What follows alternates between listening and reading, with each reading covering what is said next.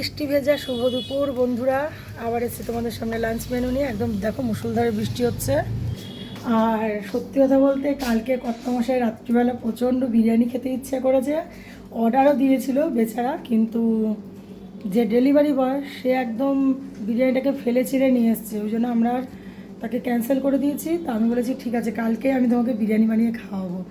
তা মেয়েকে স্কুলে দিয়ে একদম বাজার হাট করে নিয়ে এসছে, আর আমি বিরিয়ানি বানিয়ে ফেলেছি। আর বিরিয়ানি করে আমি আবার সঙ্গে কিছুটা মাংস রেখে দিয়েছিলাম, যে ওটা দিয়ে একদম ঘি রোস্ট করে দিয়েছি। চলো দেখাচ্ছি।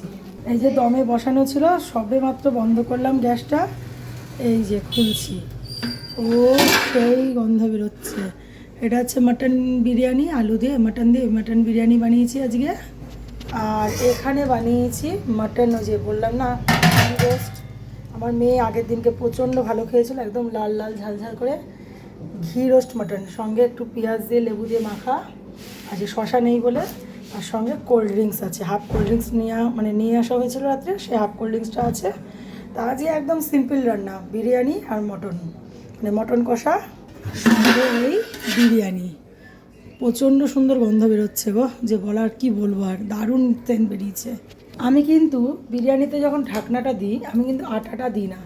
কেন বলো তো, আমি তার উপরে চাপা ঢাকা দিয়ে দিই, সেই চাপা ঢাকাতেই কিন্তু দমে থাকে। এতক্ষণ দমে বসে আমি স্নান টান, ও আজ আবার তার মধ্যে পড়ে গেছি, মানে কি বলবো, বাইরে এত মানে বৃষ্টি হচ্ছিল, আমি একটু জল ফেলতে গেছি, ব্যাস একদম স্লিপ কেটে পড়ে গেছি। কোথায় পড়েছি তা দেখাচ্ছি, ওই যে ওই জায়গাটাতে আমি স্লিপ কেটে পড়ে গেছি।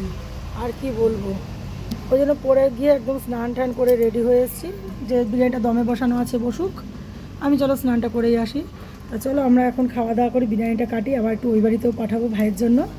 আর চলো খাওয়া দাওয়া করা যাক, বৃষ্টি তো হচ্ছে বেশ মুষলধারে।